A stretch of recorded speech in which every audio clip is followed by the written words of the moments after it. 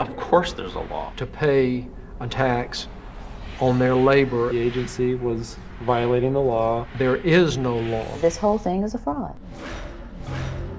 The year was 1913.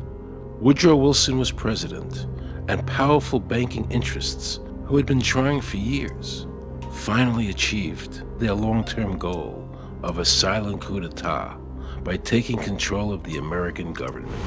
Congress tried to enact an income tax in 1894. The Supreme Court said that's unconstitutional. There were also several other major Supreme Court cases in that same period. Stratton Independence versus Hobart, Southern Pacific versus Lowe, Bowers versus Curbo Empire, Burnett versus Harmel, Doyle versus Mitchell. It's actually very simple. Is there a law that requires people to file a 1040? Not explicitly, but it's certainly implied. Well, implied by force. Yeah. But is there a law? I can't cite a law, no, I cannot. When President Reagan was elected, one of the first things that he did was appoint a blue ribbon panel of business people headed by Peter Grace, and is commonly referred to as the Grace Commission. One of the quotes from the Grace Commission is, 100% of what is collected is absorbed solely by interest on the federal debt.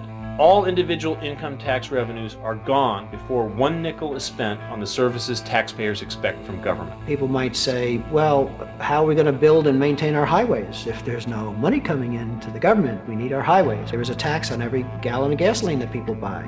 Proceeds from the income tax do not pay for highway construction. The amount of money that we spend on defense is exactly equal to the amount of corporate income tax, which is quite legal and quite constitutional. RFID is a technology that uses tiny computer chips the size of a grain of sand or even smaller, hooked up to miniature antennas to transmit information about items at a distance.